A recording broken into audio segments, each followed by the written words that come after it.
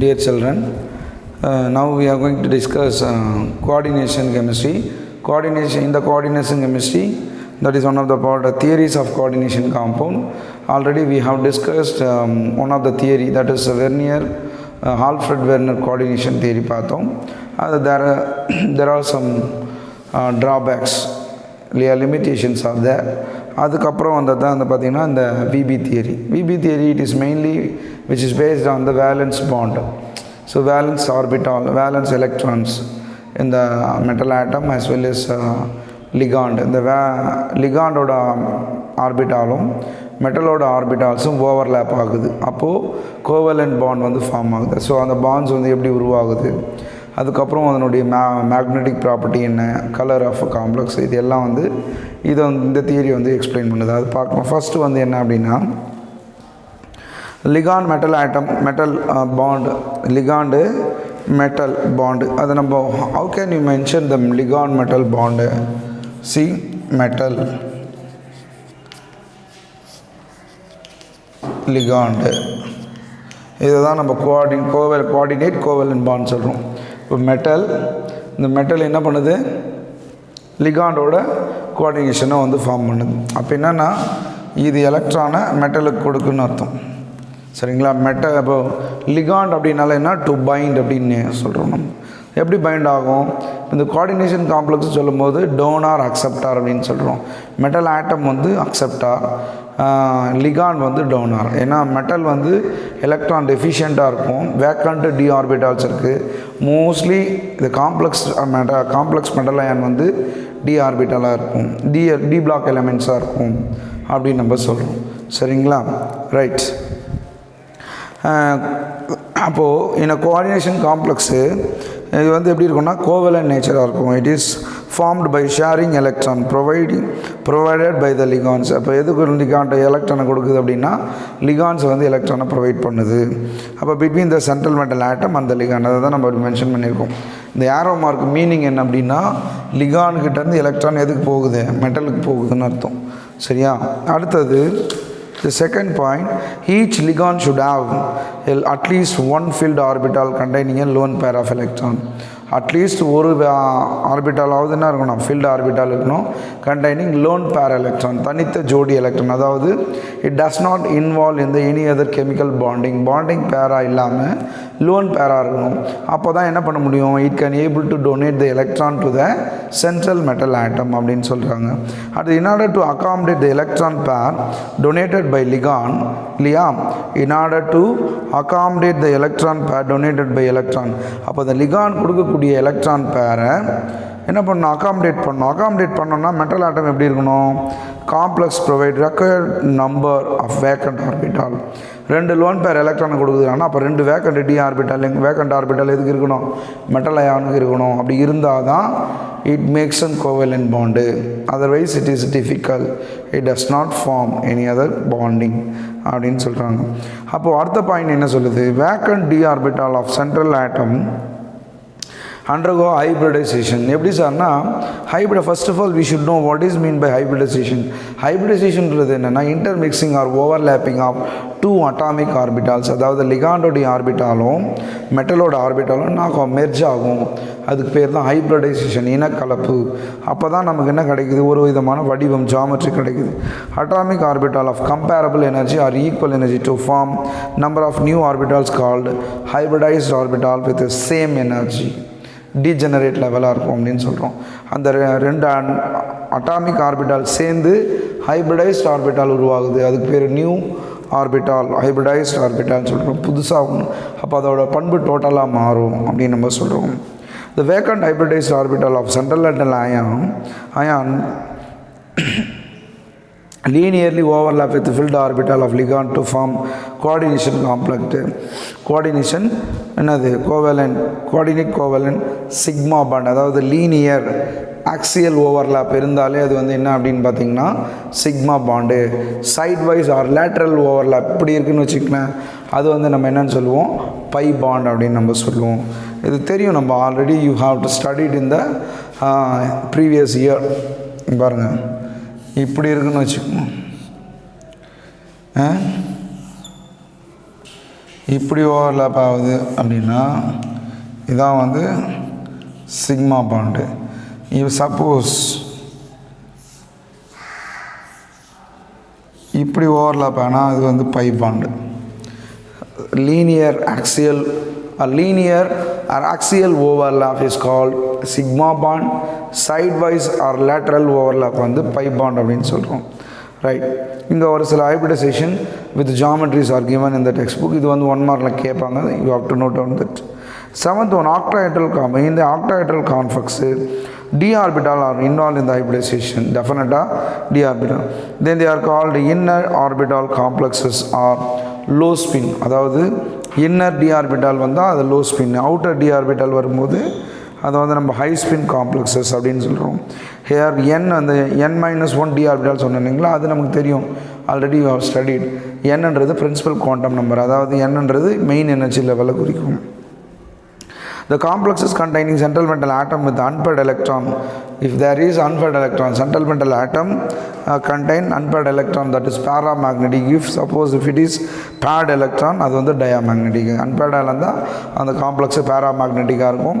We can calculate the paramagnetic moment by using the Bohr-Magnet relation, root of mu into n in mu which is equal to n root of n into n plus 2 bm. அந்த formula வச்சுட்டு நம்ம என்ன பண்ணலாம், பேராமேக்னெட்டிக்காக இருந்தால் அந்த அன்பேர்ட் எலக்ட்ரானோட magnetic மொமெண்ட்டை வந்து calculate பண்ணலாம். அதுவும் நமக்கு கொடுத்துருக்கு.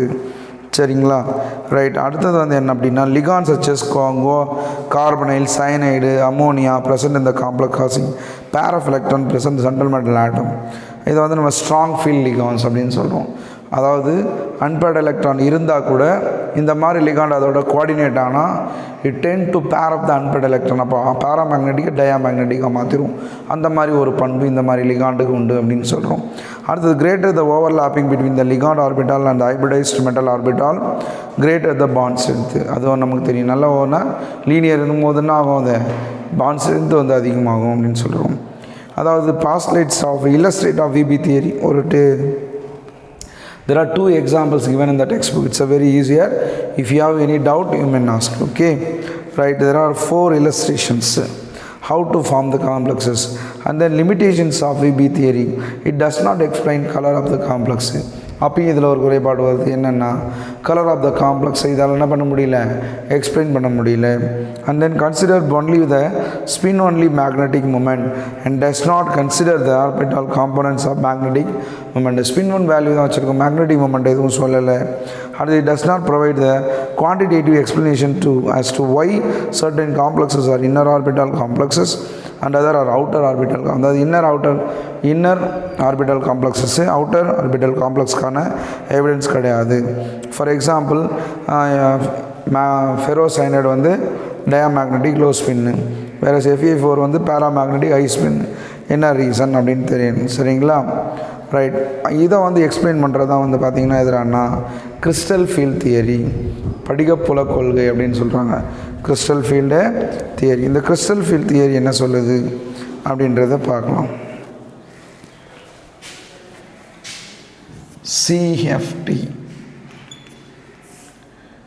சிஎஃப்டின்றது என்ன? Crystal field theory.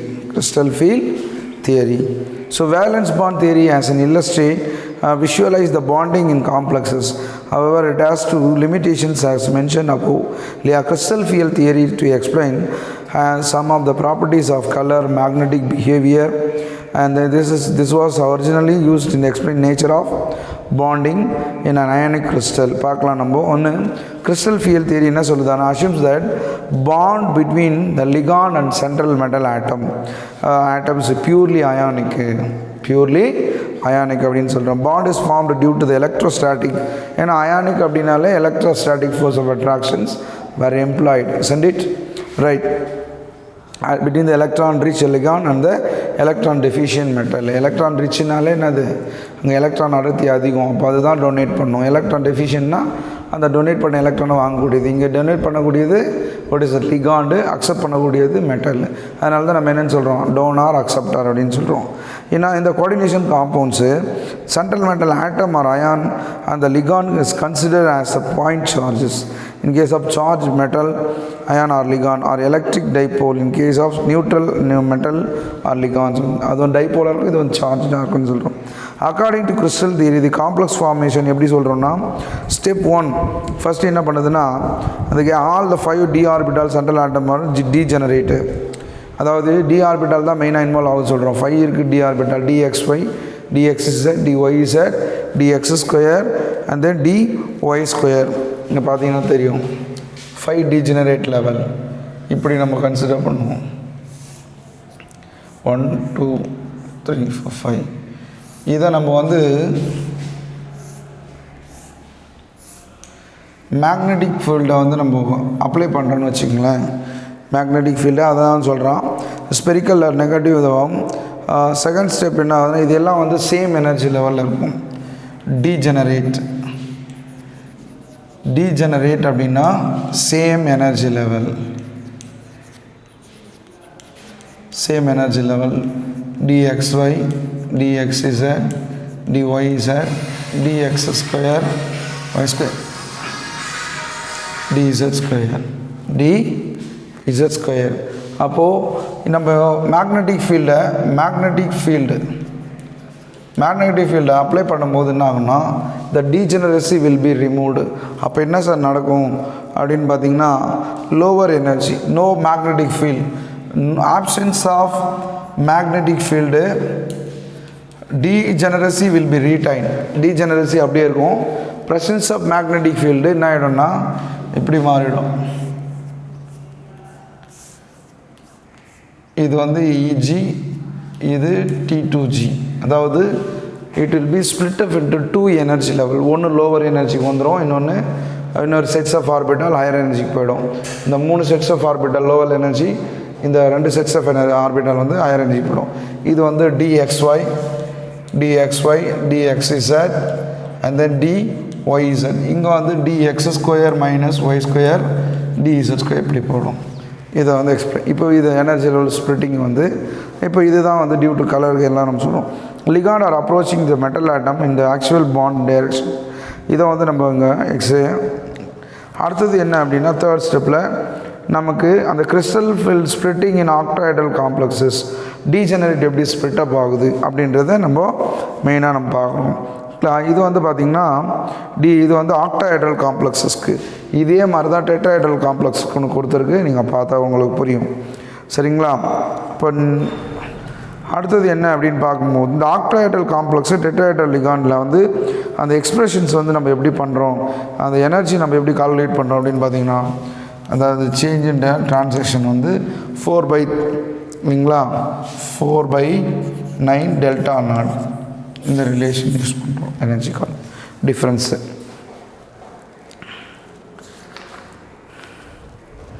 ரைட், இதில் வந்து டிஸ்ட்ரிபியூஷன் ஆஃப் டி எலக்ட்ரான்ஸ் இந்த ஆக்டாஹெட்ரல் காம்ப்ளெக்ஸஸ் அண்ட் தென் வந்து எலக்ட்ரோகெமிக்கல் சீரீஸ், அது strong field ligand weak field லிகாண்டோட டெஃபினேஷன்ஸு, அதனுடைய எனர்ஜி மொத்தமே வந்து டீட்டெயிலாக சொல்லியிருக்கு.